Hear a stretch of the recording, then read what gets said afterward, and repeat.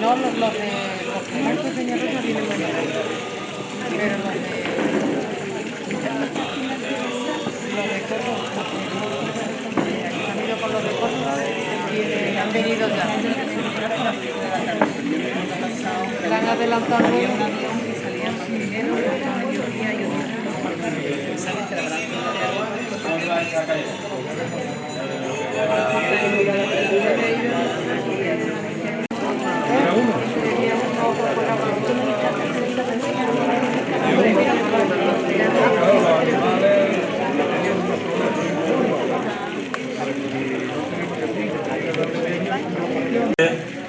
Vamos a por la tercera. Sentido y forma del habla de los Pedroches, panorama retrospectivo, que impartirá el profesor doctor don José Ramón Morillo Velarde, catedrático de Filología, Universidad Rey Juan Carlos. Antes lo fue de la Universidad de Córdoba. Y bueno, estamos convencidos de que aprenderemos mucho también, igual que venimos haciendo en estos días con los ponentes que nos están acompañando. Como venimos haciendo también, antes de dar paso a la conferencia, dos documentos, muy breves. He traído este que me ha parecido muy interesante y es cuando se construye la línea eléctrica entre Pozoblanco y El Viso. Estamos hablando de 1929. Son años que se está invirtiendo mucho en obras públicas. La carretera, esta misma carretera que viene de Córdoba hasta El Viso, Almadén, etcétera, se empiezan a expropiar las primeras parcelas en 1916-17 y la construcción es en torno a 1920. Esto es del 29, bueno, estábamos un poco modernizándonos, mañana hablaremos, porque el precedente a esas carreteras era un camino, camino que había, que las últimas reformas de esos caminos pues son del año 1889. El segundo documento, la verdad que me dio mucha alegría encontrarlo, porque yo creo que este es el mapa más antiguo que tenemos del pueblo. No está completo, porque esto es esta línea que va por aquí, esta es la calle Mayor. De la calle Mayor hacia el arroyo no lo tenemos, sería la sección segunda, que es la que falta. Esto está en el Instituto Cartográfico de Andalucía, como comenté el otro día, pues ha hecho una labor de recopilación magnífica y bueno, se pueden ver ahí, además es muy fácil acceder a ellos, se pueden descargar. ¿Qué cosas tiene? Que a mí me han llamado la atención, pues por ejemplo, nos sitúa el antiguo cementerio. Para los más ignorantes en esta cuestión, iba a decir los más jóvenes, ¿no? Los más ignorantes en esta cuestión. Entonces, bueno, ahí está situado. Yo por lo menos había oído hablar, ¿no? Algunos me habían comentado, a ver si conseguimos, otros tenían referencias claras de dónde estaba situado, ¿no? Bueno, pues ahí lo tenemos situado, allí por la Fuente Vieja. Es un documento, vamos, esta es la plaza. Como falta toda esa parte hacia la izquierda, aquí iríamos a Torrefranca, la Plaza de la Constitución, así se llamaba en aquel momento, y luego me han sorprendido algunas calles que yo no sé si existen ya, creo que no. Por ejemplo, esta, calle de la Gallarda. ¿Sí? ¿Sigue existiendo? Eso.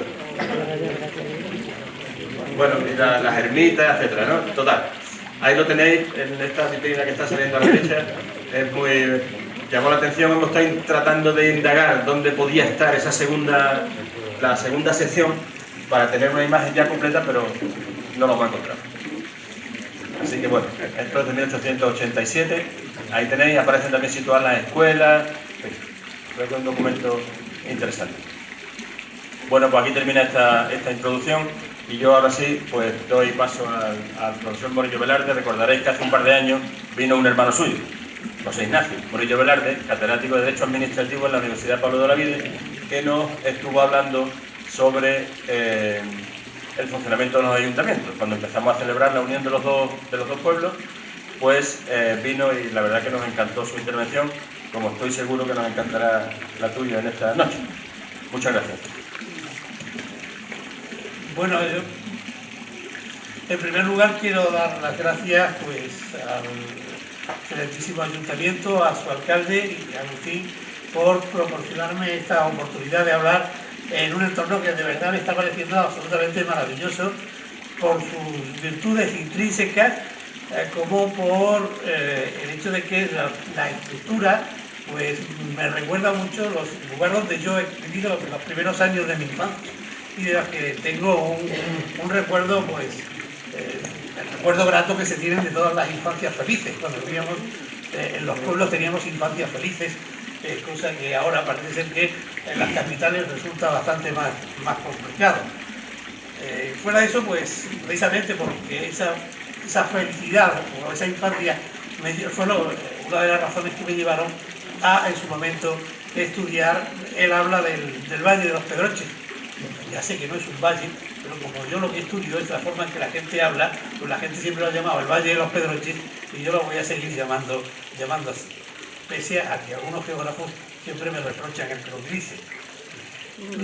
Cuando hace ya algunos meses Agustín me pidió que interviniera hoy aquí para decir algo sobre el habla de los Pedroches, que fue tema de mi tesis doctoral, una tesis doctoral que se empezó hace ya algún tiempo, en el año 1976 más o menos, pues me invadió un cierto ramalazo de pereza. ¿Qué iba a decir yo sobre ese tema que no hubiera dicho en un libro que se publicó hace ya también bastantes años, en el año 1990, y en el que pues, yo daba cuenta de todo lo que había aprendido en mis correrías por el valle y en mis coloquios y charlas con sus habitantes, que eran lo más interesante que había en aquella tesis. Por eso, volver sobre el tema del habla de los Pedroches me resultaba al principio pues un camino bastante cuesta arriba, sobre todo porque se trataba de un mundo que pensaba que en la actualidad tenía bastante olvidado. Sin embargo, unos breves instantes de reflexión me bastaron para sacudirme la pereza y ponerme a la tarea, diría incluso con cierto entusiasmo, porque, bien mirado, yo no había abandonado nunca el tema del habla de los Pedroches, sino que en realidad había ocupado siempre un lugar absolutamente central en el devenir de todo el proceso de investigación lingüística, en la que lo único que había hecho era ir ampliando paulatinamente el círculo de interés, pero sin perder de vista el objeto de aproximación inicial, lo cual me había permitido describir no solo los rasgos externos, lo que he llamado la forma del habla de la zona, sino entender también su sentido en una doble dimensión, en cómo se articula con las hablas del entorno administrativo y geográfico y en qué sentido último tiene el habla cotidiana de cualquier zona como manera de manifestación, quizás la más prístina, la más esencial, la más importante de ese fenómeno que llamamos el lenguaje humano. Sorprendentemente, esto lo que en realidad suponía era el cumplimiento exacto de las metas que yo me había trazado cuando le propuse a mi director de tesis el tema del habla de los Pedroches como objeto de investigación. De hecho, en otoño de 1976, digo, ya he llovido algo de entonces, pocos meses después de haber completado mis estudios de licenciatura en una entonces recién estrenada Universidad de Córdoba, presenté lo que se llamaba entonces memoria de licenciatura y que familiarmente llamábamos tesina, con un tema que fue la traducción, el estudio preliminar y un glosario de términos gramaticales y una lista de referencias bibliográficas puesta al día de una obrita singular y muy importante para la historia de la lingüística, que se titulaba Gramática General y Razonada, y que todo el mundo conocía como la gramática de Port Royal, porque surgió en el entorno de esa abadía francesa, donde foco de la herejía jansenista en la segunda mitad del siglo XVII. La singularidad de esa obra, de esa gramática general y razonada, era precisamente ese adjetivo que se le apuntaba a gramática, el adjetivo de general, porque eso introducía una perspectiva totalmente nueva en los estudios sobre lingüísticos. Hasta entonces, desde que se inventó la lingüística, desde que los hindúes inventaron la lingüística y los griegos la continuaron, la gramática se ocupaba de la descripción de los usos lingüísticos particulares, es decir, de los usos que atenían a lenguas concretas, principalmente a las llamadas lenguas clásicas, al griego, al latín, al hebreo, antes al sánscrito, y que es un campo que se había ampliado desde el año 1492, momento en que se publica la gramática castellana de Elio Antonio de Nebrija, y que es la primera vez que se publica una gramática de una lengua no clásica, en concreto de una lengua románica. A partir de la gramática de Port-Royal, cuya primera y única traducción hasta al español la había realizado yo, se abría la puerta a la existencia de un saber científico sobre el lenguaje, a una consideración filosófica del fenómeno lingüístico desde una óptica general, de una óptica global, algo que hoy nos parece pues totalmente normal y sencillo, pero que en el siglo XVII se presentaba como una absoluta novedad. Lo que en cualquier caso parecía augurar la presentación de esa tesina era una carrera investigadora centrada en aspectos teóricos del lenguaje, incluso posiblemente en el estudio de la historia de la lingüística, disciplina que en esos momentos pues estaba muy de moda y en la que mi maestro, mi director de tesis, Feliciano Delgado León, pues descollaba en esos momentos en el panorama español. Por eso este maestro mío fue el primero que se quedó sorprendido cuando le propuse, para lo que habría de ser mi tesis de doctorado, cambiar radicalmente el rumbo y hacer un estudio sobre el habla del Valle de los Pedroches. Esa sorpresa, incluso cierto disgusto con el tema, era fácilmente explicable si se tiene en cuenta que en el panorama académico español de ese momento pues había una tradición bastante frecuentada de realizar tesis rápidas y fáciles para salir del paso, que se llamaban por título El habla de tal sitio, y que consistían en un estudio pues desde la perspectiva histórica de pues algunos rasgos lingüísticos y una relación de palabras particulares de cada sitio, o que se creían particulares de cada sitio y que generalmente nunca lo eran. Esas relaciones de palabras que se contienen en los estudios del habla de tal sitio, generalmente pues les suele pasar lo que les pasa a las cárceles y a los manicomios, que ni son todas las que están ni están todas las que son. Hay palabras que no están y hay palabras que estando no son. El auge que este tipo de estudios tuvieron en el panorama académico de la posguerra española se explica porque se trataba de investigaciones sobre un material accesible y que no requería grandes recursos de investigación, factor que es muy importante, lógicamente, en las depauperadas universidades españolas de esa época. En cualquier caso, este tipo de estudios continuaba una larga tradición que se inspiraba sobre todo en el interés romántico por el color local, impulsado a su vez por una corriente de la lingüística llamada histórica comparada y que desembocaba en los estudios del folclore, no pocos de cuyos productos, los cuentos, los refranes, las comparaciones, la poesía tradicional de transmisión oral, son de naturaleza específicamente lingüística. El proyecto de tesis doctoral que yo inscribí en su día se apartaba notablemente, sin embargo, de esta línea tradicional, porque se centraba fundamentalmente en la investigación del funcionamiento real de las formas de hablar normales y corrientes. Las razones de por qué elegí este planteamiento hay que buscarla un poco en lo que eran las coordenadas esenciales de pues la ciencia lingüística del momento. Desde la década de los 60 aproximadamente, pues el llamado el estructuralismo, una palabra entonces de moda, pues se había convertido en la forma de hacer lingüística obligada para todos, sobre todo para todos los que empezábamos y queríamos estar al día, tanto en España como en el resto de Europa y en Estados Unidos, e incluso en la América Hispánica. Uno de los primeros principios de esa corriente lingüística llamada estructuralismo era la afirmación tajante de que el lenguaje humano es primordialmente oral, que es primordialmente hablado y solo secundariamente escrito. Esa afirmación, que hoy nos parece pues trivial, porque es obvio para cualquiera que se plantee el fenómeno del lenguaje, que el lenguaje pues, se habla infinitamente más de que se escribe, pues tuvo sin embargo una enorme importancia, una enorme trascendencia, porque venía a oponerse a la práctica lingüística tradicionalmente predominante desde los orígenes de la ciencia del lenguaje. Desde esa ciencia, desde esos orígenes, lo que se estudiaba, cuando se estudiaba el lenguaje, se estudiaba la llamada gramática. Los estudios de gramática monopolizaban el quehacer de los lingüistas. que todavía se llamaban, no se llamaban lingüistas, sino precisamente se llamaban gramáticos o, en el mejor de los casos, filólogos.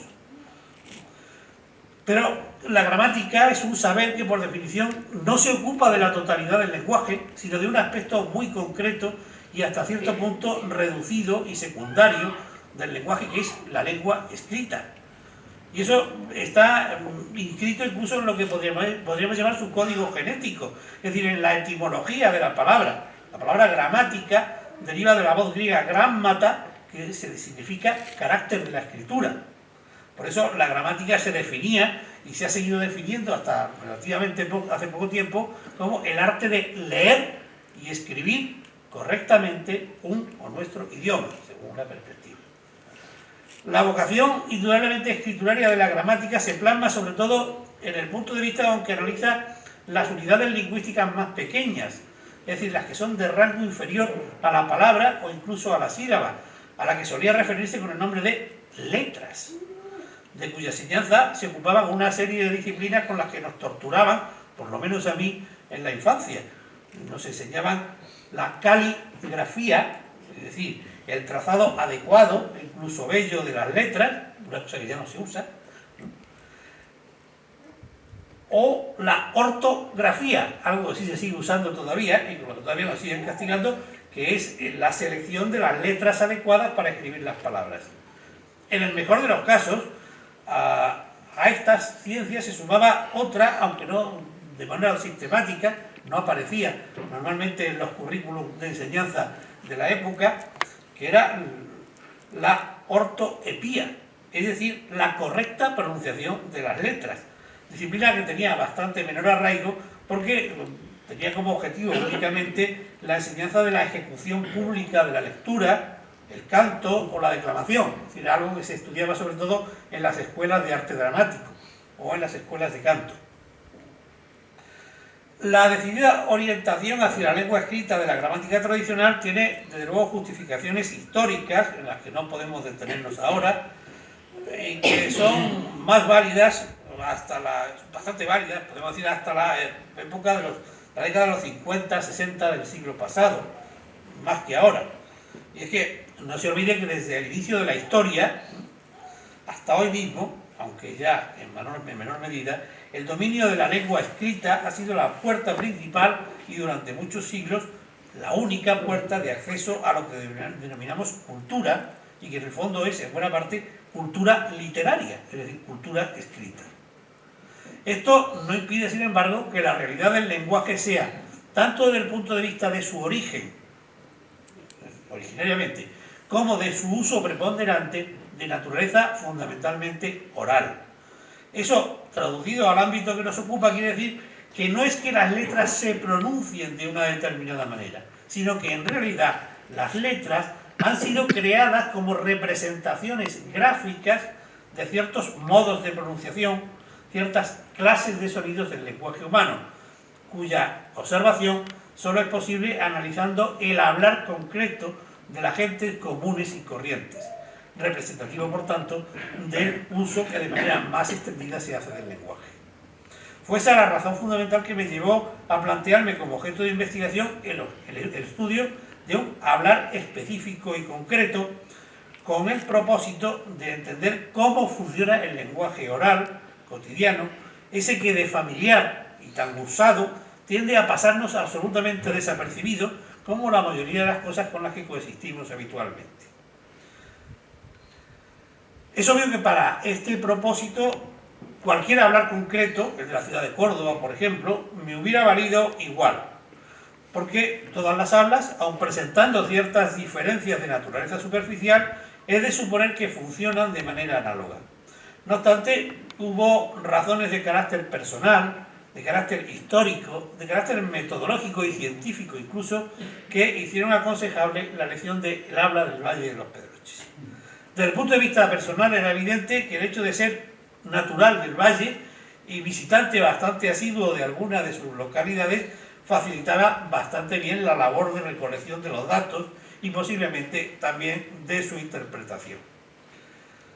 Desde el punto de vista histórico, seguramente no hace falta recordar el clima de efervescencia política que se vivía en los momentos inmediatos a la aprobación de la Constitución de 1979, que son las fechas en que nos situamos.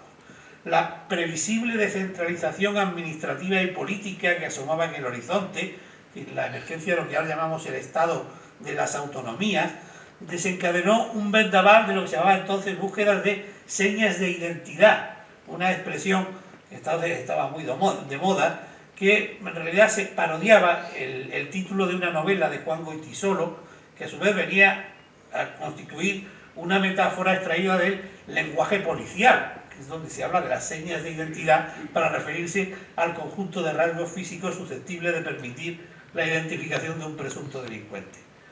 Ni qué decir tiene que entre las señas de identidad más apreciadas se encontraban entonces las lingüísticas, al amparo del hecho de que las regiones, se llamaban todavía, esos años que lideraban la reivindicación descentralizadora, se encontraban precisamente aquellas que, como se decía entonces, tienen lengua propia, o tenían lengua propia. Con lo que en realidad lo que se quería decir es que tenían una lengua diferente de la española, hablada como materna, en algunas zonas de ese territorio. Porque si no, el hecho de que lengua propia tienen todas las comunidades hablantes, cada una tiene la suya. En cualquier caso, la desatada búsqueda de señas de identidad lingüística revitalizó esos mortecinos estudios de hablas dialectales, de que me he referido antes, que se hacían en las universidades en los años 50 y que se habían iniciado durante el romanticismo, que medraron al amparo del desarrollo de los estudios folclóricos durante toda la segunda mitad del siglo XIX y primeros años del XX. En esta corriente acaba de publicarse entre los años 1961 y 1975 1976, una obra fundamental que fue el Habla lingüístico y etnográfico de Andalucía, obra realizada por el catedrático Manuel Alvar López. El Habla lingüístico de Andalucía venía a completar la información dialectal sobre el sur de España, núcleo central de un abigarrado conjunto de hablas bastante diferenciadas que se conocían como las hablas meridionales hispánicas y se insertaba en una nutrida tradición científica de estudio de las hablas de la zona que empieza pues, en el año 1881 cuando un romanista austríaco, Hugo Schuster, pues publica una reseña al conjunto de cantes flamencos que había recogido Manuel Machado Álvarez, conocido como Demófilo, que es el padre de los Machado poetas, y que había publicado una colección llamada Cantes Flamencos en varios volúmenes, donde recogía toda una serie de cantes populares andaluces de cantes flamencos.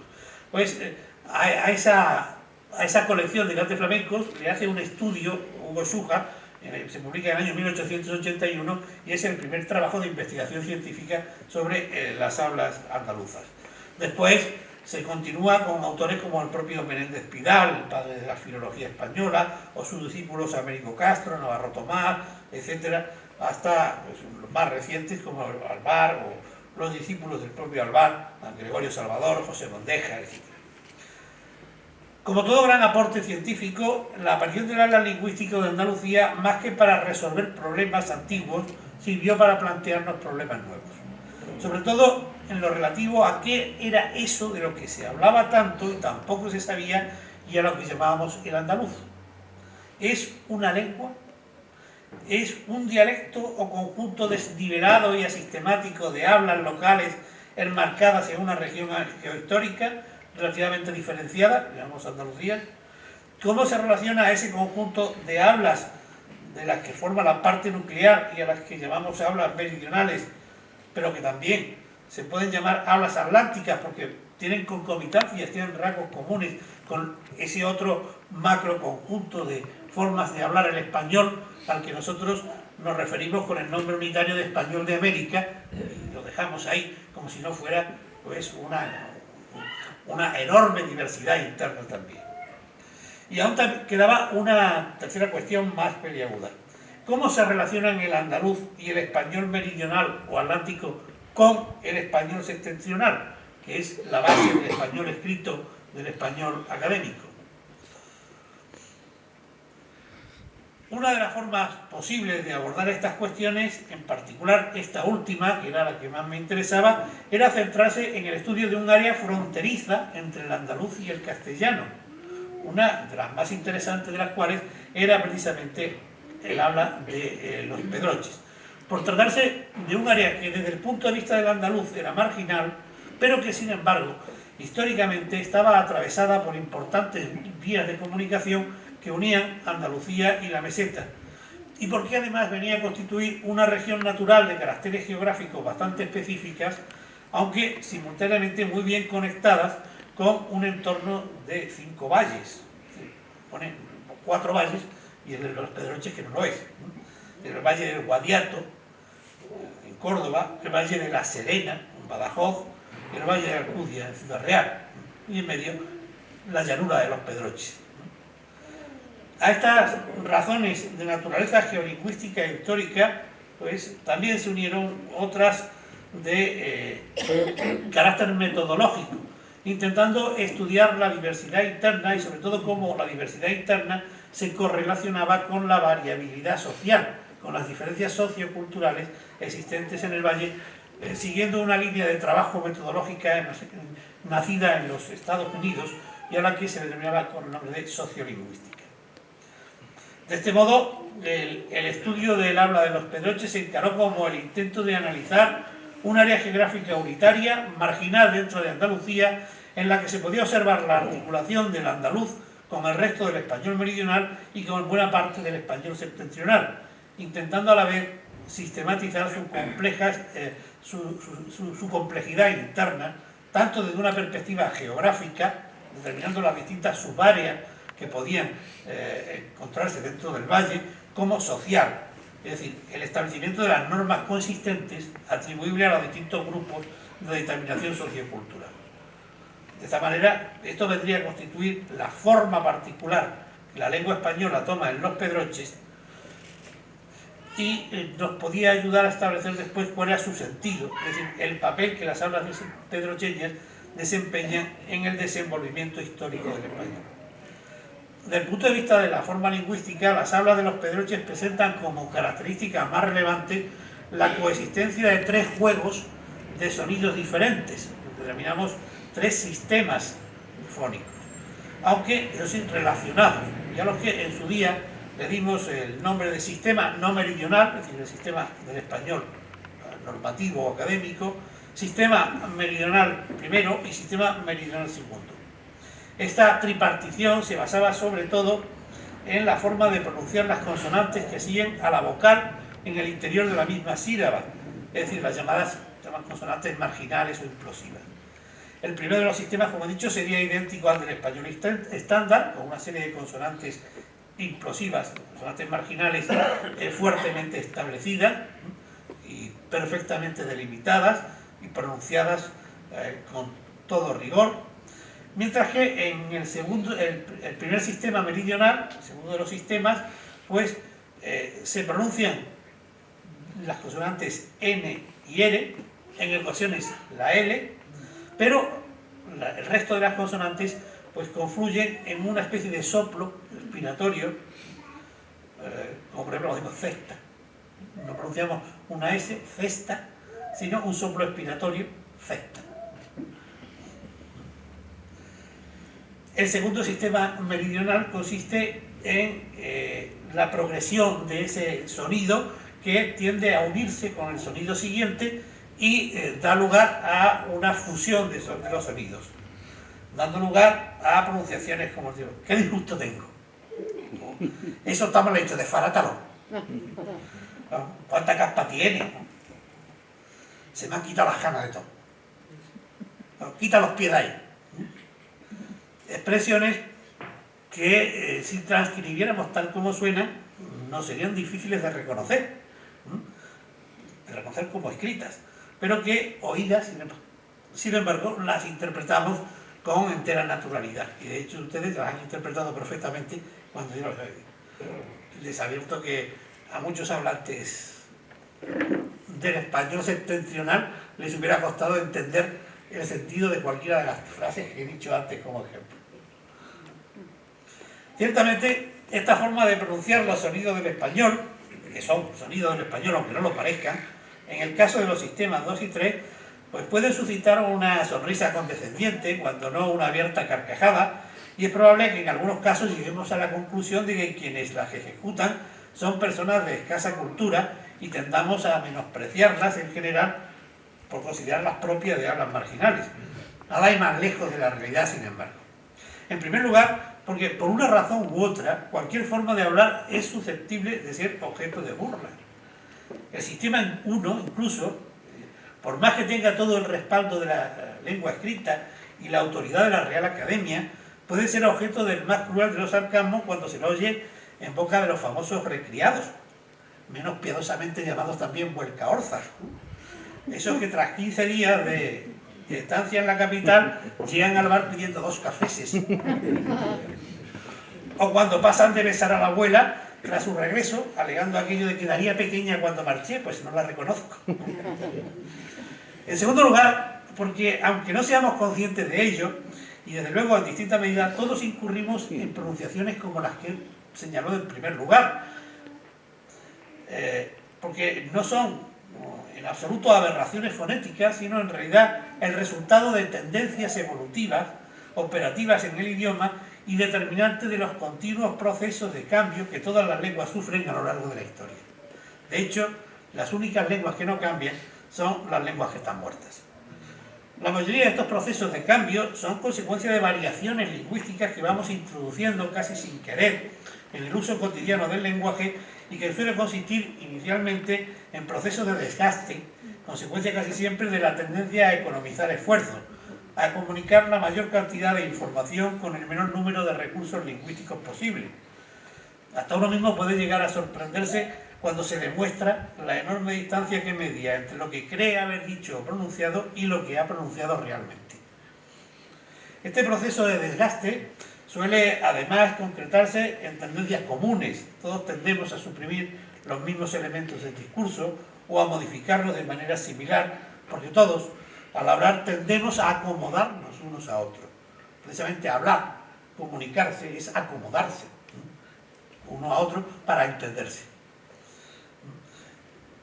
Y que, lógicamente, estos movimientos de acomodación van conformando normas conjuntas en función de la manera en que los distintos grupos sociales y geográficos se relacionan unos con otros. Y por eso, las formas peculiares de hablar, además de conformar identidades lingüísticas por medio de las cuales cada uno puede ser identificado como procedente de tal área o perteneciente a tal grupo sociocultural, suelen describir también los avatares de las relaciones históricas entre las distintas comunidades de habla.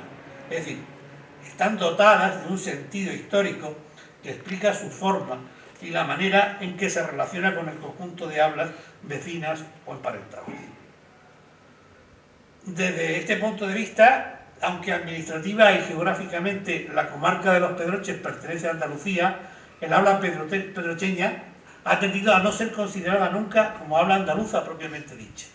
Y no se la ha considerado porque se dice que le falta el rasgo que lingüísticamente se ha entendido como definitorio del andaluz como dialecto, que es el seseo-ceceo, de la pronunciación seseosa o ceceosa, ¿no? Así como el rasgo concomitante de la forma de pronunciar la S con los dientes, ¿no? La S dentalizada, en lugar de pronunciarla pues con la punta de la lengua hacia la parte de arriba, es como se pronuncia en castellano y como la pronunciamos en casi todas las hablas del Valle de los Pedroches. La razón por la que este solo rasgo lingüístico se ha venido utilizando para establecer la frontera del andaluz se encuentra en el hecho de que tradicionalmente se ha supuesto que esta forma distinta de pronunciar la S de los andaluces era el único rasgo de todos los constitutivos de las hablas andaluzas que era genuinamente andaluz, es decir, que se daba en casi toda Andalucía y únicamente en Andalucía.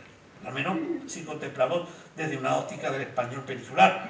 Si lo contemplamos con una óptica global del español, pues el seseo es un rasgo absolutamente generalizado en el español de América, donde nadie, o casi nadie, desde luego, es capaz de distinguir caso y cazo, como sucede en Castilla. Desde este punto de vista, se estableció la frontera del andaluz, dejando fuera del mismo el norte de la provincia de Huelva, de Sevilla, de Córdoba, casi toda la provincia de Jaén, el norte de Granada y la provincia de Almería.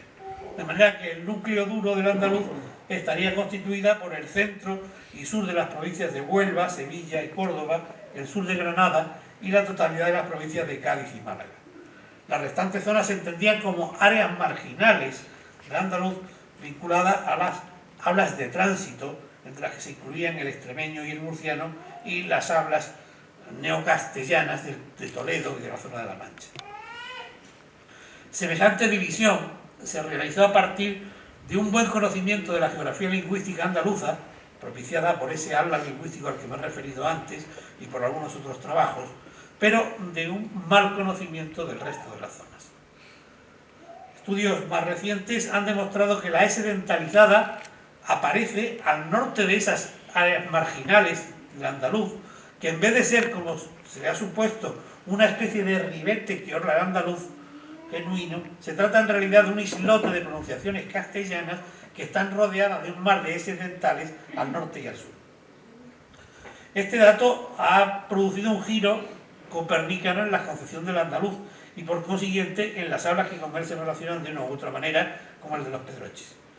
Hasta entonces, en efecto, el andaluz se consideraba el producto de una especie de fermento renovador, surgido básicamente en torno a la ciudad de Sevilla y desarrollado durante los años en los que la ciudad y su puerto casi monopolizaron el tránsito a las Indias, lo que explicaría además esas concomitancias que se observan entre el andaluz y el español de América, como en el caso del ceseo y la S dentalizada. Desde ese supuesto origen, ese supuesto núcleo, el andaluz se habría ido expandiendo también hacia el norte, atrayendo a las hablas vecinas para saltar incluso los puertos de Sierra Morena y desparramarse por la meseta inferior. Incluso había quien se atrevía a afirmar que el andaluz era el futuro del español, que su expansión se haría tan incontenible y profunda que llegaría a sustituir por completo la pronunciación castellana, que en el curso de unos pocos siglos, se decía, sería rastreable solo por los dialectólogos en escondidos valles de montañas del norte peninsular. Esa visión halagaba en buena medida el autonomismo andaluz y servía de defensa contra otra visión opuesta que hablaba del mal llamado complejo de inferioridad lingüística de los andaluces, un supuesto complejo de inferioridad lingüística que tiene su origen en la perspectiva purista castellana, aunque fuertemente interiorizada también por los propios andaluces, que en ocasiones afirman que el andaluz es solo un castellano mal hablado, error bastante común y que no tiene ninguna justificación lingüística. Yo siempre he dicho que los andaluces son los que mejor andaluz hablan del mundo. Ninguna de esas dos posturas está en lo cierto, ni es bueno defenderse de una simplificación abusiva, decir que el andaluz es un castellano mal hablado, es una simplificación abusiva, con una falsedad, es decir, que el andaluz es el futuro del español, es una falsedad. El andaluz se ha formado, como la casi totalidad de las hablas neocastellanas, a consecuencia de un impulso vertical de dirección norte-sur, que por una parte obedece a la lógica histórica de la expansión castellana desde los montes de Oca, en que nació la Castilla en el este de Burgos, hasta Tarifa y Granada, como consecuencia de ese proceso vertebrador de la formación histórica de la España actual, que es lo que denominamos la Reconquista. Andalucía fue, pues, el último jalón de ese proceso expansivo y durante más de 200 años se forjó como el último margen de la Nueva Castilla, atravesada además por una inestable frontera con el reino nazarí que la partía de norte a sur, desde Jaén hasta Jerez y Cádiz. Y que la marcó como marcan todas las fronteras. En este territorio, al que aportaban gente de aluvión procedente de todas las tierras del norte de España, y donde desde luego no venía lo mejor de cada casa, a las fronteras no va nunca lo mejor de cada casa, pues se fueron formando una forma de hablar en la que, lejos de las ataduras de los modelos castellanos, los fermentos evolutivos de la propia lengua castellana adquieren rumbos propios y característicos de cada zona, o se ignoran pues, modas lingüísticas que triunfan en el resto de Castilla al amparo de la corte. No poco de estos fenómenos diferenciales adquieren además en Andalucía una altura social inusitada, en formas de hablar no respaldadas por el prestigio de la cultura o las modas urbanas, lo que aumentó la impresión de la emergencia de una modalidad lingüística mucho más diferenciada de lo que en realidad era. La consecuencia realmente importante de todo esto es que el andaluz, si lo entendemos como una forma unitariamente diversa del castellano, una especie de embrión de una lengua futura, no existe. Y por tanto, es inútil buscarle fronteras. Lo que sí existe es una forma de hablar el español en Andalucía. O para ser más exacto, una diversidad de formas de hablar que el español adquiere en Andalucía, todas igualmente legítimas y todas igualmente andaluzas. En ese mosaico, el habla de los pedroches le cabe el papel de actuar de bisagra que une las hablas andaluzas con las extremeñas y las del sur de la meseta, con todas las cuales comparte unos rasgos u otros. No hay pues ninguna seña de identidad lingüística exclusiva de las hablas de la zona, pero si bien se mira, esa apertura a todas las demás es también una forma de identidad, la más importante si cabe, en la medida en que asegura el intercambio de la comunicación entre todas ellas. No cabe destino lingüístico más alto. El lenguaje se inventó para unir seres humanos en grupos cada vez más numerosos, no para superarlos, no para separarlos, como hoy hacen quienes quieren convertir las lenguas en armas con las que enfrentarnos, en vez de vínculos con los que unirnos cada vez más en destinos disgregados. Muchas gracias.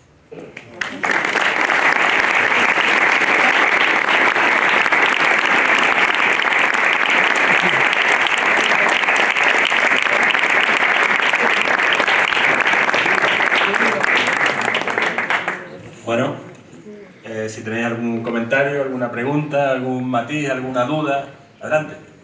Sí, yo quisiera decirle, ¿usted no cree que en Córdoba se está perdiendo la S bastante? Sí, claro. ¿A que sí? Sí. Porque es que yo llegué allí con 13 años y yo llegué aquí luego después cuando venía al pueblo, porque mi madre vivía aquí, y me costaba trabajo decir servicio, decía servicio, como había acostumbrado a decirlo en Córdoba. Pero es que ahora no sé si será por la gente que estudia además, por la gente joven, pero que el ceseo creo que se está perdiendo bastante en Córdoba, ¿no es así? Sí, de hecho en todas partes está en retroceso y se mantiene mejor que el ceceo. Por ejemplo, el ceceo sí que cada vez se utiliza menos porque está socialmente más desprestigiado. El ceceo tiene detrás el respaldo, como he dicho antes, de que es la forma lingüística más usada. Piense que si contamos los hablantes del español, unos 450 millones de habitantes, de hablantes, pues de esos 450, 420 son ceseantes. Y los que son distinguidores en realidad somos muy pocos. Pero, curiosamente, en Andalucía, quizás porque, bueno, estamos en el momento en que todas las personas estamos más sometidas al bombardeo de las formas lingüísticas, digamos, estándares, a través de la televisión, del cine, todo. Y entonces, aparte de eso, también influye mucho el que haya aumentado muchísimo el nivel de alfabetización. Hoy, la inmensa mayoría de la gente sabe escribir y, por tanto, distinguen gráficamente CDS y eso les lleva a distinguirlo también en la pronunciación. Luego también es que en cada provincia de Andalucía, ¿cómo es posible que hablemos completamente distinto? Eso es otra cosa. Por eso esa es otra de las razones por las que muchas veces se ha hablado, desde sobre todo las perspectivas autonomistas, ¿no?, de intentar que, pues, por ejemplo, el Canal Sur y demás, los presentadores y demás, hablaran en andaluz. Pero claro, el problema que surge eso es ¿qué andaluz? El andaluz de Córdoba, el de Sevilla, el de Cádiz y Huelva, o el del sur, de Cádiz y Huelva, el de Granada, el de Almería, todos son igualmente andaluces. ¿Qué van a hablar? establecer distintos andaluces, vamos a establecer una norma única del andaluz a la que tengan que tenerse todos los andaluces, pues para eso nos quedamos con la que tenemos en española y ya está.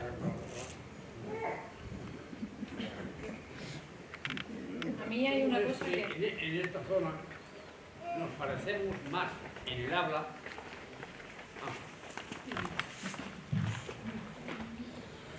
¿Cómo es que en esta zona nos parecemos más en el habla a Badajoz y al norte de Huelva que a la parte norte incluso de Córdoba?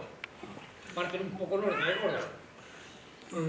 Vamos a ver, la explicación de todos esos fenómenos está en un fenómeno de carácter histórico que acompañaba a la Reconquista. Cuando los reinos cristianos llegaban y conquistaban territorios, la mayor parte de las veces, y si no lo hacían al principio, lo acababan haciendo al final, pues lógicamente echaban a la población musulmana y esas tierras se repoblaban con conquistadores a los que se les concedían pues tierras o con gente traída de fuera para que trabajaran la tierra, etc.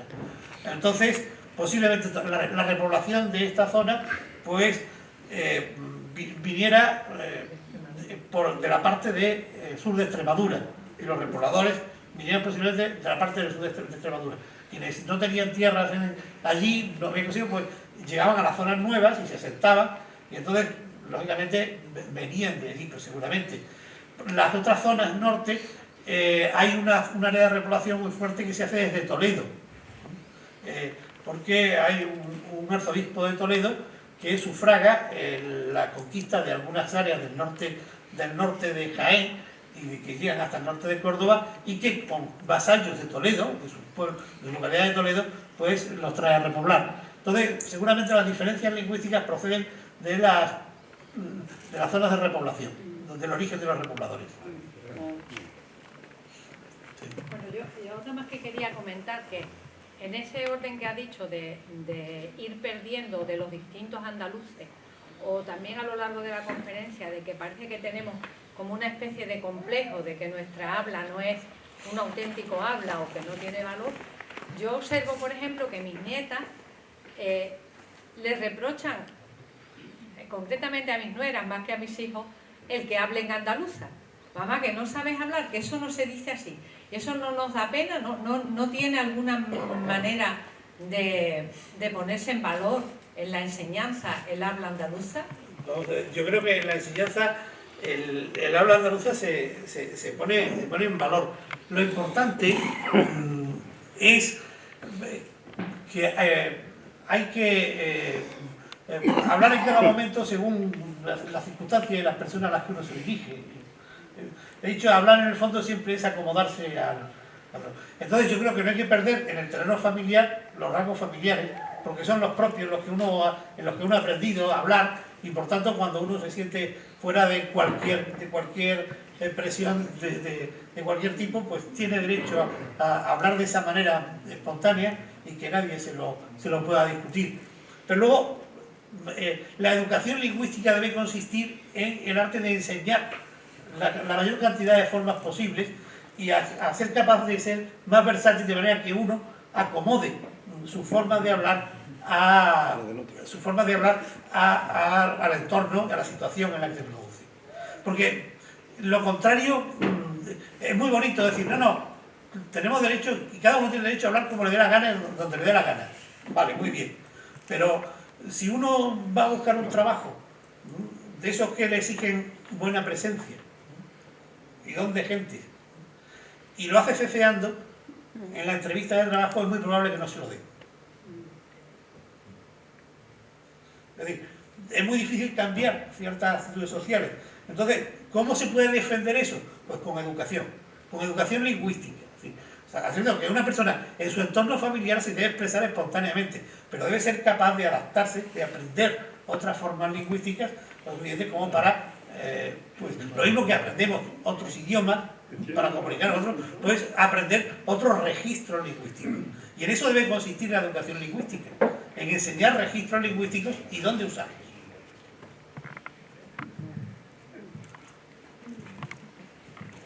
¿Qué región tiene lengua propia? ¿Cuántas? Pues lengua propia, todas las regiones tienen lengua propia. Si se refiere a lengua diferente de la española, pues tienen Cataluña, tiene Galicia y tiene Euskadi. Son las tres regiones que tienen una lengua materna que algunos, hablan no todos, que algunos habitantes de esas regiones, originarios de esas regiones, tienen una lengua materna diferente de la española. Pero lengua materna lengua propia tenemos todos. La lengua materna es la lengua propia de cada uno. ¿Y los vejes que tiene cada pueblo, eso cómo dice? Pues la entonación, eso sí que es un misterio que yo todavía no he conseguido resolver. Es más, todavía ni siquiera... Y yo cuando hice la tesis doctoral escribí un capítulo sobre eso, pero era muy tentativo, por eso no he dicho nada. No he dicho nada de eso. Porque ni siquiera sé muy bien cómo estudiarlo. Y ahora mismo se están haciendo algunos intentos, utilizando pues espectrografías de sonidos y esas cosas para intentar estudiar las distintas entonaciones, ver cuáles son las unidades entonativas que hay y cuáles son los mecanismos que determinan esa entonación. Solo sé que, por ejemplo, el rasgo entonativo fundamental de esta zona, que es un rango entonativo que consiste en terminar siempre la frase en lo que llama una anticadencia, es decir, en sonido hacia arriba, alargando mucho las vocales finales. Los sonidos iniciales es un rasgo que comparte con la entonación extremeña. Posiblemente pues proceda tenga su origen en eso que he citado antes, de repobladores de un origen. Luego lo que pasa es que en cada zona, pues lógicamente van poco a poco pues desarrollando formas particulares, como se desarrollan palabras particulares en una determinada zona, pero yo creo además que se está perdiendo bastante la entonación. Yo los últimos años, las últimas veces que he estado por la zona del valle y demás, cada vez la oigo menos. Antes era muy corriente, pero yo cada vez la oigo menos. Supongo que los medios audiovisuales de comunicación pues han entrado a saco en esto y es algo que posiblemente pues tienda a desaparecer. Muchos fenómenos lingüísticos han desaparecido. Yo creo que las lenguas están cambiando continuamente y bueno, pues en fin, hay quien llora mucho por la pérdida de los fenómenos lingüísticos y dice que es una pena. ¿Sí? Todo lo que se pierde es una pena, pero las lenguas tienen que evolucionar. En Andalucía podemos decir 6, ¿no? 6, refiriéndonos al 6, al número 6, ¿no? Podemos decir 6, podemos decir 6, ¿no? Podemos decir 6, ¿no? Podemos decir 6. Eso es lo que acabo de responder, de que es muy difícil investigar y averiguar por qué en una zona se desarrolla de una manera y de otra. Es muy difícil porque está vinculado a cuestiones históricas particulares y entonces habría que averiguarlo. Por ejemplo, hoy día, como he dicho, para mí el factor fundamental porque determina de dónde procedían la gente que vinieron a repoblar y que son el núcleo de todos nosotros, no los árabes. Nosotros no tenemos nada de árabes. Los árabes, tanto pues, en la conquista de la Andalucía occidental como en la Andalucía oriental, pues fueron prácticamente expulsados en su práctica totalidad. Cuando se habla de que los andaluces somos árabes, esas cosas, es cuento, es camelo. Yo recuerdo una vez en un congreso en Granada, se levantó un chico ahí y dijo, es que los castellanos vinieron y nos conquistaron, dominaron. Digo, perdona, está usando mal la persona verbal. Los castellanos vinimos y conquistamos y nos quedamos con lo que había. Porque las cosas son así. Entonces, digo, el origen de todo eso probablemente son la repoblación. Hay zonas donde hay registros de repobladores, se han conservado los libros de poblamiento que se llaman, donde pues se apuntaba más o menos a quién se le daban tierras, se le daban nombre y muchas veces la procedencia. Normalmente pues, en aquella época donde los apellidos eran bastante más fluctuantes, más lábiles que ahora, pues se utilizaba para conocer al niño como fulano de Jerez, menganito de tal sitio, como todavía se hace cuando se junta gente de procedencia, se conoce a la gente por su procedencia. Pues en esos registros quedan. Entonces se puede saber, por ejemplo, que en Andalucía, toda la repoblación de Andalucía Occidental, hubo un componente bastante grande de castellanos y leoneses, de Castilla y León. Mientras que, por ejemplo, en la zona de Andalucía Oriental, que es la primera que se empieza a conquistar, la conquista penetra pues, por los puertos de Sierra Morena. Lo primero que se conquista es el norte de la provincia de Jaén y demás.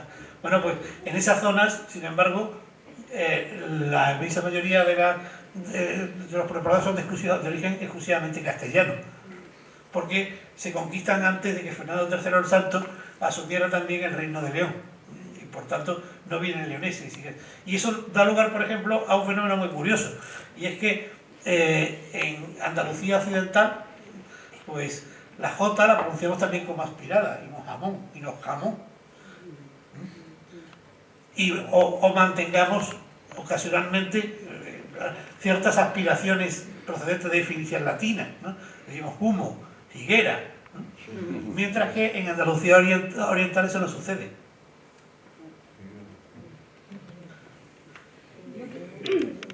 Yo quería consultarle una cosa. No me ha quedado claro si usted mantiene que el andaluz es un dialecto o es una forma de hablar el español. Yo mantengo taxativamente que es una forma de hablar el español. Sí.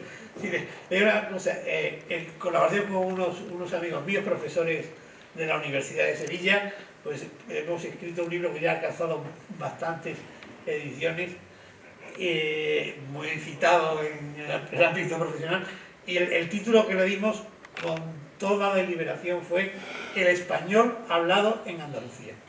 Sí, estoy muy conforme con usted porque yo vivo en Galicia y lo que ha dicho esa señora, a mí mi nieta muchas veces me pregunta por qué hablo de cierta manera.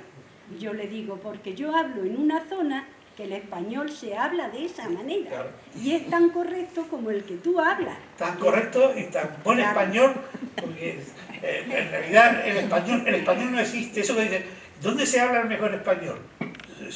Eso no existe. Es decir, no hay ninguna zona donde se hable mejor español. Por definición, el español se habla bien en todos los lugares en que se habla español. Para acabar, el gol andaluz se habla aquí en Andalucía. Eso es extremeño. Sí, la raíz de Dios que viene. Por los rasgos alternativos, por la entonación. Más perfecto. Muy bien. Además de esas razones que explicarían la Reconquista, luego, creo, pregunto, tendrá que ver en la evolución particular el aislamiento al que está sometido cada una de las zonas. Claro. El nivel, es decir, el nivel de intercomunicación, la capacidad de intercomunicarse con unas zonas u otras, determina lógicamente que luego se evolucione en un sentido o en otro o no se evolucione, porque una de las características fundamentales del andaluz, en contra de esa tendencia que existía antes de decir que era un fermento evolutivo del español, es que el andaluz es extremadamente arcaizante, mucho más que el castellano. El andaluz en muchos casos consiste en no seguir evoluciones que el castellano siguió. Es decir, que hablamos o tenemos rasgos que proceden en última instancia del español medieval. Muchas veces es lingüísticamente más conservador que el castellano. Muy bien. Bueno, como imaginábamos al principio, ha estado muy interesante, creo, a mí me lo ha parecido por lo menos. Hemos aprendido mucho y estar un 3 de agosto a las 11 de la noche hablando de nuestra manera de hablar es un mérito que sin duda os corresponde a vosotros. Muchas gracias por acompañarnos, por esta magnífica lección que has dado esta noche. Nos vemos mañana. ¿Cuánto hemos cambiado? ¿Cómo hemos cambiado? No se olvide.